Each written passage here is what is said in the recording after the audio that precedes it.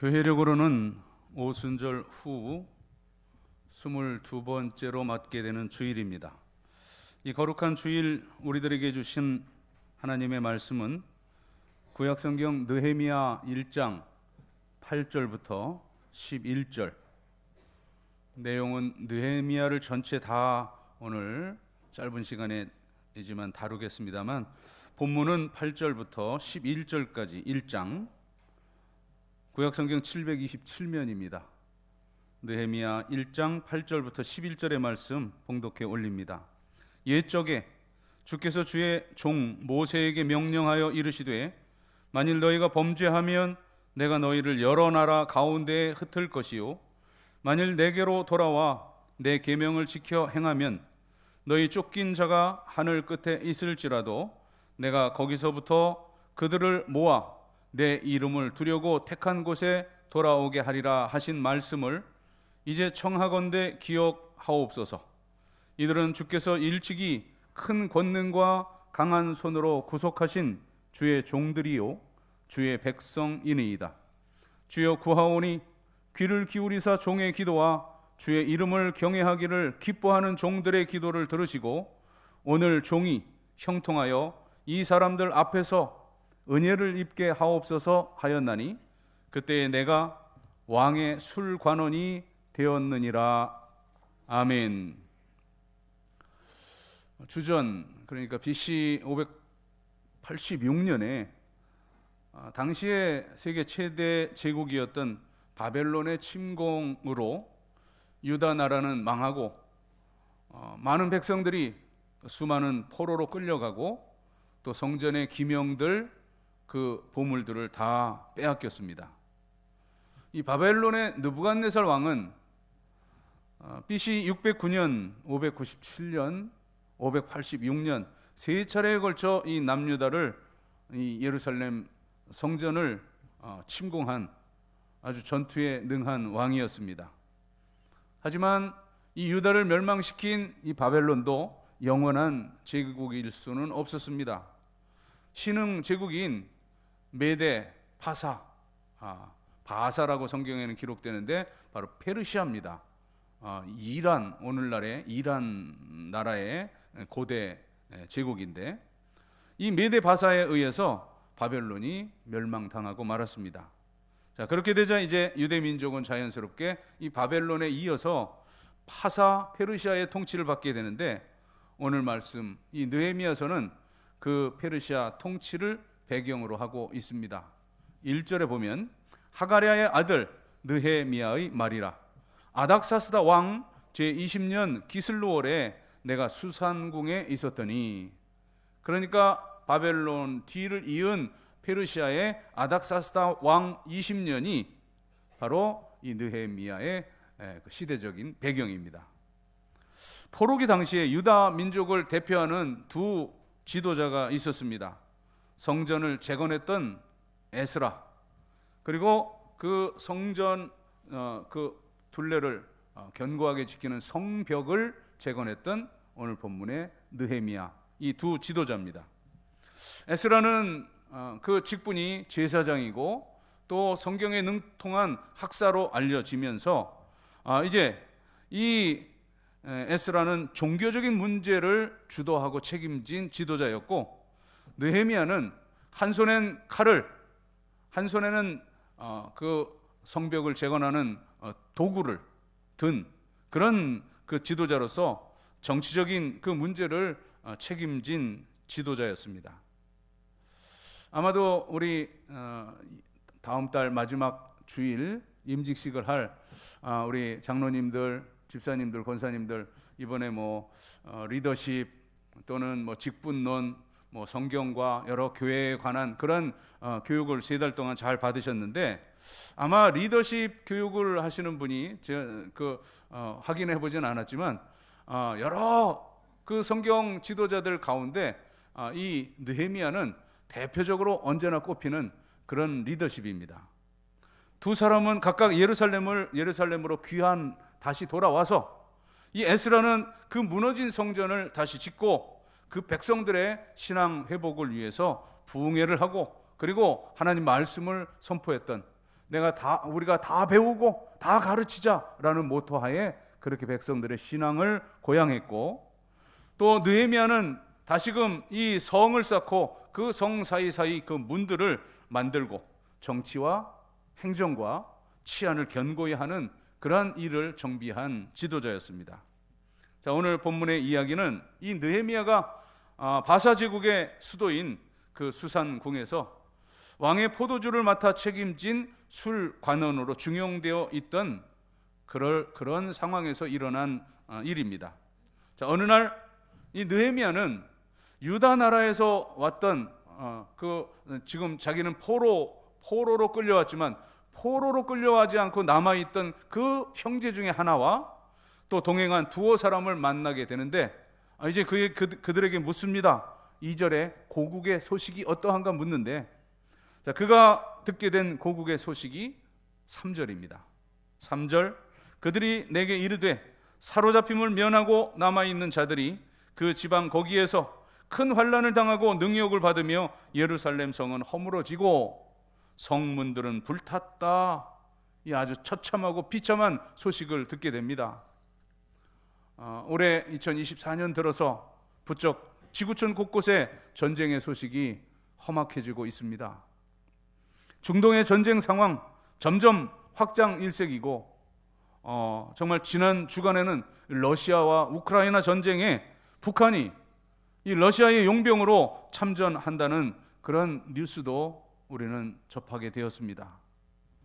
저는 우리 대한민국 이 근현대사를 돌이켜보면서 우리나라가 겪을 수 있었던, 아차하면 겪을 수 있었던 아찔한 몇 가지 가능성을 생각해 봤습니다.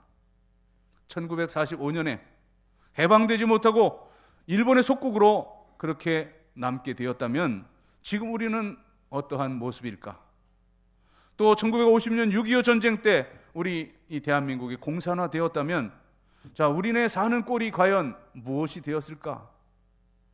IMF 환란이나 그 후에 계속되는 그런 경제적인 그 위기에서 벗어나지 못하고 우리 대한민국의 경제가 파탄났다라면 지금 우리는 어떤 상황일까 하는 그런 생각입니다.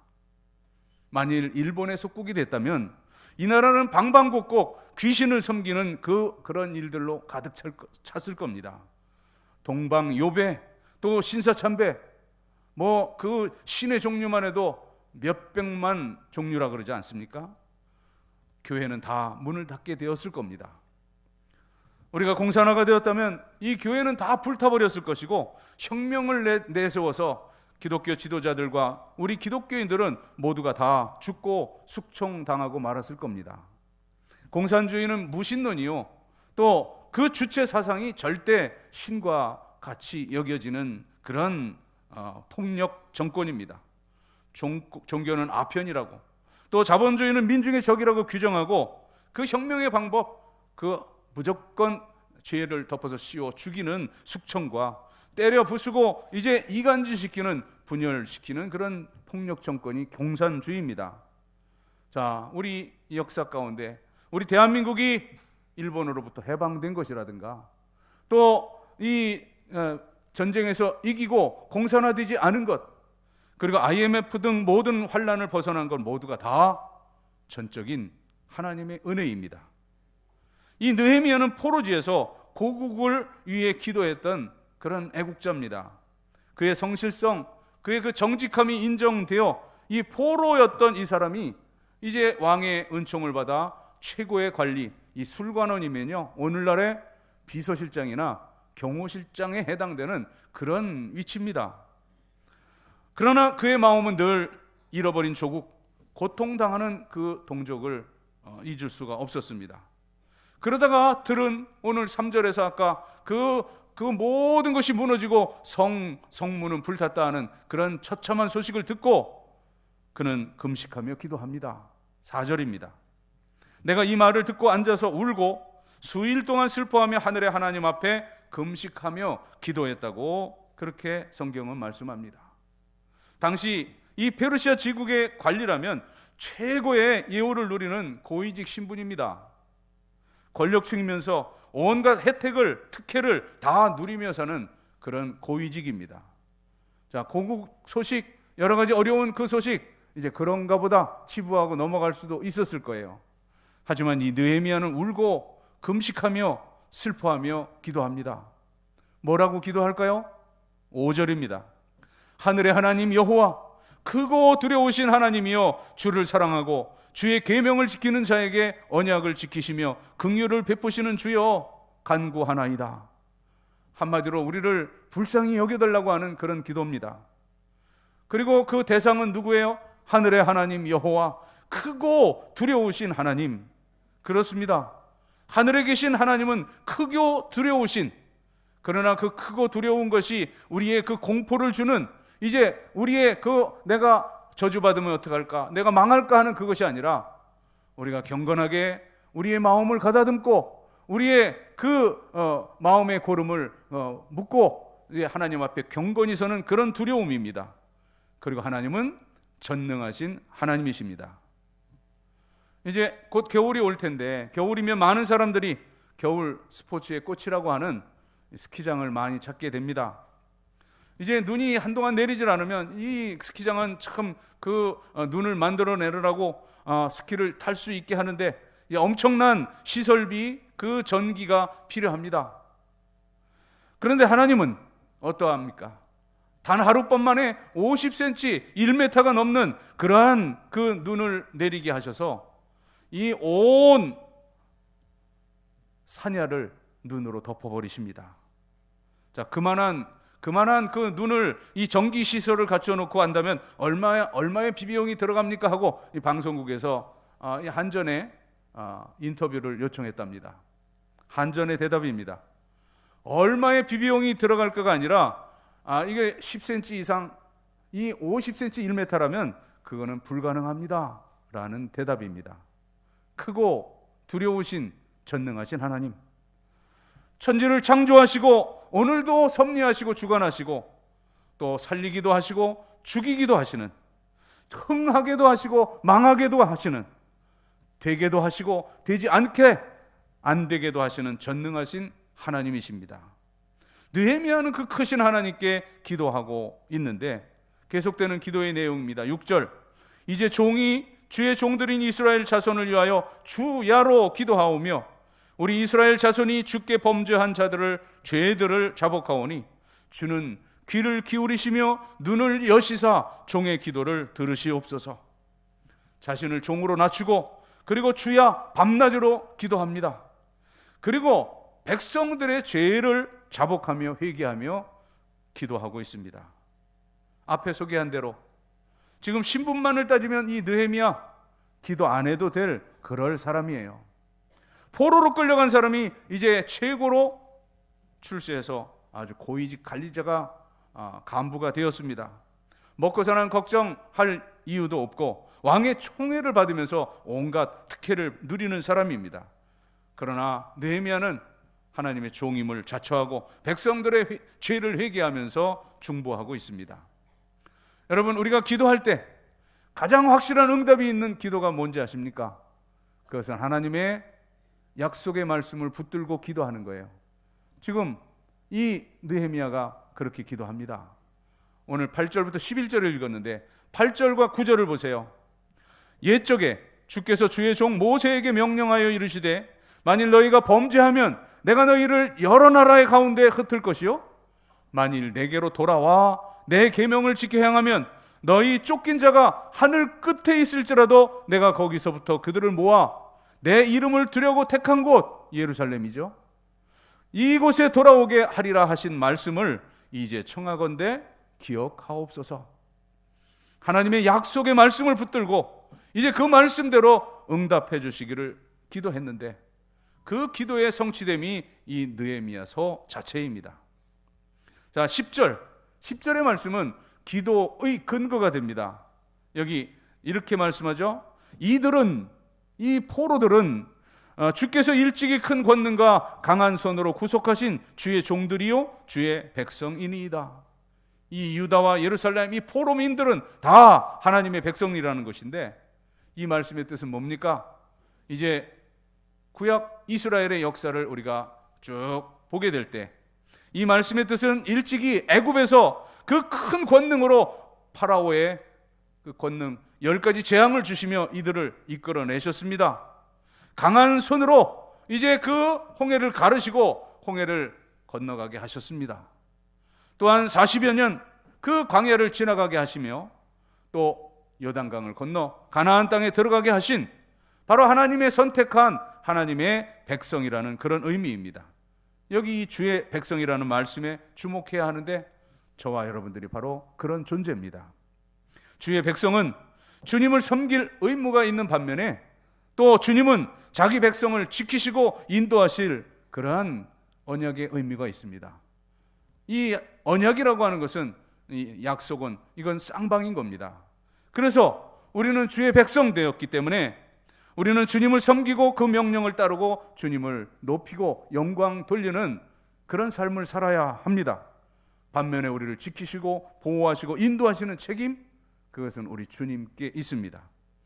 자, 11절은 이제 그러한 10절 그런 기도의 근거의 내용을 가지고 기도하고 있는데, 이 11절의 기도는 두 가지 제목으로 나뉘어집니다. 먼저 11절 보십니다. 주여 구하오니 귀를 기울이사 종의 기도와 주의 이름을 경외하기를 기뻐하는 종들의 기도를 들으시고 오늘 종이 형통하여 이 사람 앞에서 은혜를 입게 하옵소서.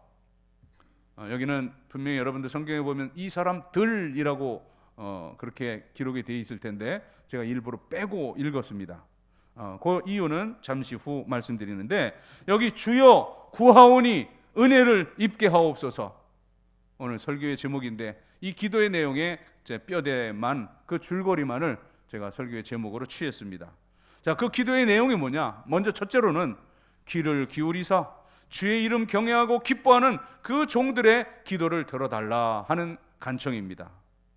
여러분, 찬송과 기도는 주님을 기뻐하는 사람들의 천상의 언어입니다.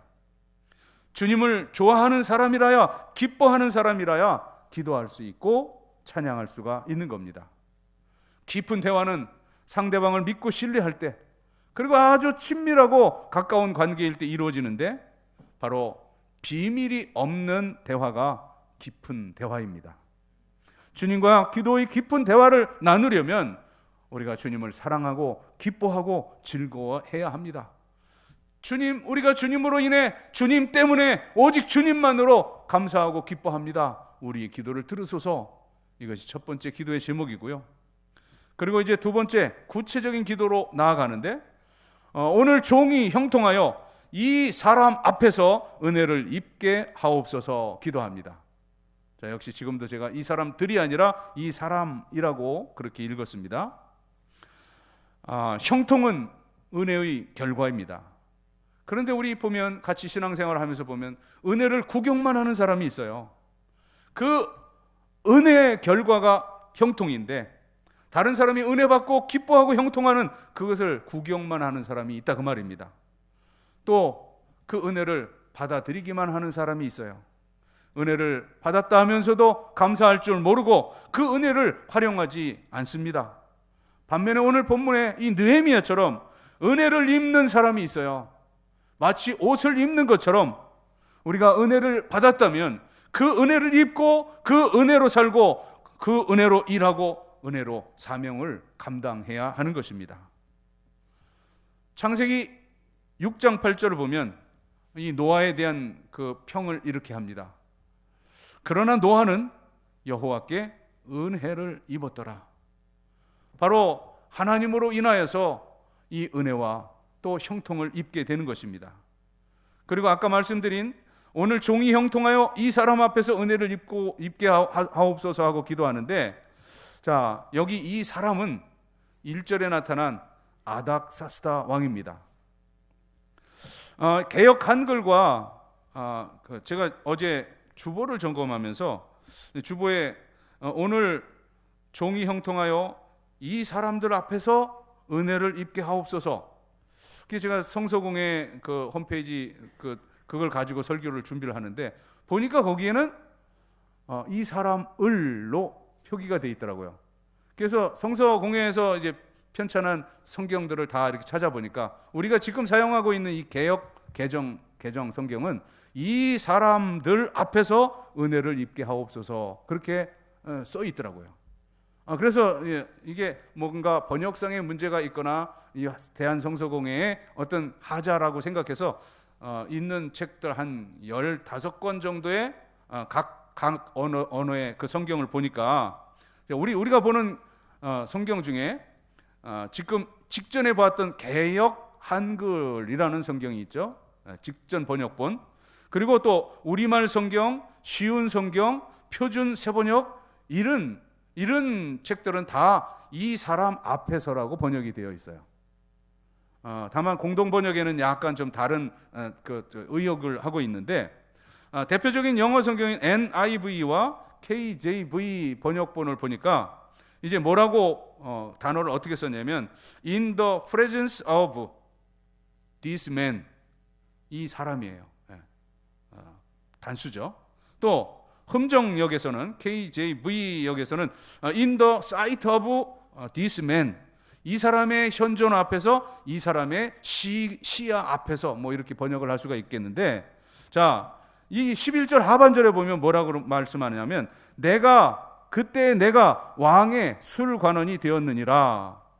이제 이 11절 하반절의 말씀과 연결하려면 이 사람 앞에서 은혜를 입게 하옵소서가 그것이 정확한 번역은 번역입니다만, 이제 히브리어 성경을 보니까 이제 이 복수 시제라든가 히브리어 언어의 관용적인 표현에는 이 사람들이라고 해도 이 사람이라고 해도 뭐 전혀 문제가 없는 이제 그런 용례가 있더라고요. 아무튼 지금 이 사람, 이 아닥사스다 왕에게 내가 은혜를 입어서 나 고향으로 돌아가서 성벽을 재건하게 하옵소서 하는 그런 기도의 내용이 1장의 기도의 내용입니다. 자, 이제 중요한 것은 그가 이 기도대로 은혜를 입어서 이 아닥사스다 왕 그 윤허를 받아서 예루살렘으로 돌아와서 성벽을 재건하고 유다 민족의 인심을 추스르게 하는 그런 민족의 지도자가 됩니다. 자, 이어지는 사건을 2장에서 몇 절만 보고 우리 말씀을 정리합니다. 느헤미야 2장 18절을 보면 돌아왔어요. 왕의 윤허를 받아서 돌아와서 이제 그 성벽을 재건할 그런 계획을 방백들에게 선포하는 거예요. 2장 18절입니다. 또 그들에게 하나님의 선한 손이 나를 도우신 일, 왕이 내게 이런 말씀을 전하였더니 그들의 말이, 방백들의 말이에요. 그들의 말이 일어나 건축하자 하고 모두 힘을 내어 이 선한 일을 하려 하매.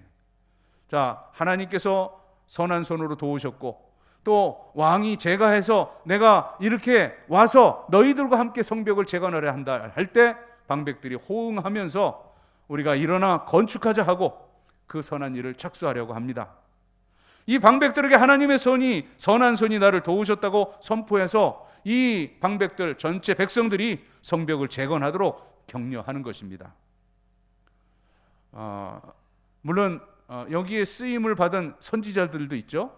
여기서 뭐 구체적으로 설명을 하지 않겠지만 이제 이런 그 에스라와 느헤미야와 같은 지도자뿐만 아니라 학개와 스가랴라고 하는 선지자를 통해서 또 하나님은 이 백성들을 격려하시게 되는데, 아무튼 이렇게 백성들을 독려하게 될 때 19절, 다음 절 19절을 보면 거기에 성벽 재건을 방해하는 호론 사람 산발랏, 그리고 암몬 사람 도비야, 아라비아 사람 게셈이라고 하는 이 성전 건축, 성벽 재건 방해자들이 이 느헤미야와 방백들이 성벽 재건하는 이 선한 일을 하고자 할 때 비웃습니다. 조롱하고, 그리고 이제 이 대적하게 되는 이 무리들에게 선포하는 그 느헤미야의 신앙의 고백이 2장 20절입니다. 2장 20절, 내가 그들에게 대답하여 이르되 하늘의 하나님이 우리를 형통하게 하시리니 그의 종들인 우리가 일어나 건축하려니와 오직 너희에게는 예루살렘에서, 너희 방해하는 너희 무리에게는 예루살렘에서 아무 기업도 없고 권리도 없고 기억되는 바가 없다 하였느니라. 이렇게 하고 이제 3장부터 쭉 성벽을, 그 성문을 그 지파별로 해서 이제 지어가는 장면이, 그 내용이 느헤미야서의 내용입니다. 자, 다 완공하고 그리고 모든 지파들을 각각 배치하고 나서 이제 마지막으로 기도하는 내용이 이 느헤미야 전체 마지막 장절입니다. 13장 31절인데요. 13장 31절을 보면 기도로서 마무리해요. 내 하나님이여 나를 기억하사 복을 주옵소서. 주님이 기억하시는 백성, 주님을 기뻐하시는 그런 주의 백성으로 살아가십시다. 주님께 이 은혜와 형통과 복을 주시라고 우리 기도하십시다. 주님은 결단코 주의 백성, 은혜를 입은 사람들, 기도하는 사람들을 외면하지 아니하시는 크고 두려운 전능하신 하나님이십니다. 하나님께서 우리 대한민국을 지키시고 인도하시며 형통하게 하시고 복을 주시기를 우리 간절히 기도하십시다. 기도하겠습니다. 하나님, 구하오니 은혜를 입게 하시옵소서. 이 나라와 이 민족을 통해 큰 영광을 받으시옵소서. 예수님의 이름으로 기도합니다. 아멘.